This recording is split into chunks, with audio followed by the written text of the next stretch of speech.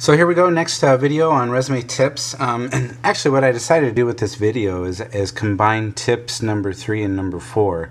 And one of the reasons for this is because they actually coincide with each other. One of them is more quantifiable results, which is tip number 4. Number 3, though, is the idea of selling your benefits and skills. So once I explain tip number 3 and kind of go through that, it'll basically lead right into tip number 4, which is why I just decided to combine these two. And what I've got here is on the right-hand side, you'll notice I've got, in fact, these are actually from resumes that I've gotten from candidates. These are actual resume data that they put on there. Now, I did change the place and obviously the name of the company or whatever that they worked with, but the reason I pulled these is because they're actually good examples of what I want to show you. So we're going to refer to that in just a few seconds here. But tip number 3, when you're looking at tip number 3, basically what we're looking at is selling your benefits and skills. Now the critical piece about this is you want to be able to explain how what you've done, how your benefit or the skill set that you actually hold, how it was effective in your ability to either manage or in your ability to fulfill a project or what have you. And the biggest challenge a lot of my candidates that I work with have is they just don't know how to state it very well. They just kind of put some simple words in there and simply leave it at that. And you have to think about it. If you're a salesperson and you're trying to sell the idea of a certain product or service, you want to be able to sell that service in such a way that the other person thinks, you know what, I need this. This is exactly what I need to fulfill what it is I'm trying to accomplish. And so same thing with your resume. You want to sell your benefits and skills so you can show how those skills basically will benefit the organization and make you not only successful in the organization, but obviously make the organization successful. So you'll notice some of my samples here of achieving top production volume by training and developing new hires with a high degree of accuracy and efficiency. You want to use keywords there that are not only relevant, but also show, for example, top production. Things of that nature. And anytime you can quantify it, you'll notice the next bullet points actually lead into the concept of quantifying those results. Cutting training expenses by $8,000 annually over a 3-week training period. I mean, that's pretty significant. Increased sales volume of new hires by 22%. So anytime you can also quantify those results and actually show the numbers and show how effective you were at accomplishing that, that can also be very helpful. And so again, tip number 3, 4 coincide there. So on the right hand side, you'll see some examples from these resumes that I pulled. Now look at this first one. Field support staff transporter. Okay, worked with troubled teens attending therapeutic wilderness program. Assists office personnel, therapists, parents, field staff in the care of rehabilitation of programs students.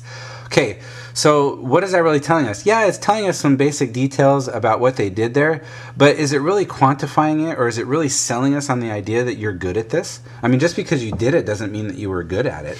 And so, working with troubled teens attending therapeutic wilderness program, how many teens did you actually end up working with? How many teens have you actually helped pass the program? Things of that nature. I mean, there are different things you can think of here. Same thing with the personnel, therapists, parents. How many of those types of people did you actually work with?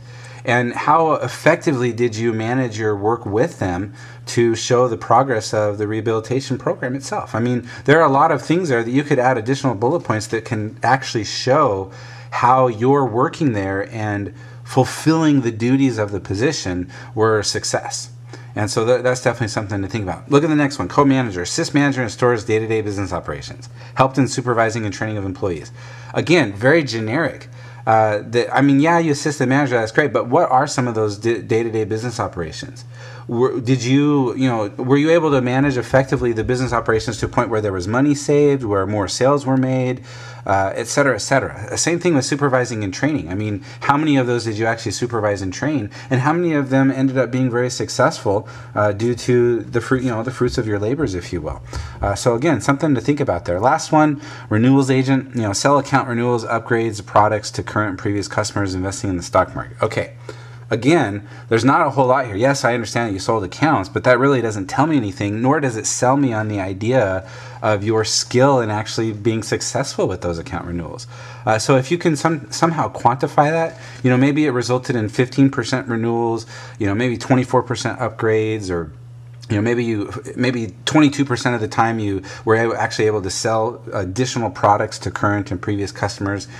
So again, you really want to sit down and look at some of these bullet points that you have on your resume. You really want to think about how you can quantify them and how you can sell the idea of what you actually accomplished in that role. The better you become at doing that, the more effective your resume is going to be, so that when somebody reads that, they'll be able to see specifically that you made a difference, and that translates into the fact that you could probably make a difference in my organization. So the last little paragraph, if you will, that's listed there is a good example. So this was a sales manager. You can see recruited, hired, trained sales team of 16. Okay, he could probably be a little bit more elaborate on that, but overall, 16 people. That gives me a quantifiable number right away. Conducted daily coordination and motivation meetings. Okay, daily. So that gives me some quantifiable data and sells me on the fact that, hey, you actually did these meetings every single day. Evaluated performance, set personal goals, manage the office, averaged 20,000 net income per sales rep. Generated 1.2 million in revenue. Again, these are quantifiable numbers and it's concrete data. And so the more you can quantify those results and actually sell the idea of your skill sets in those areas, the better you're going to accomplish these particular resume tips of selling your benefit skills and obviously quantifying those results accordingly. So that is definitely the next two tips in making sure that your resume is a powerful resume and gets your message across.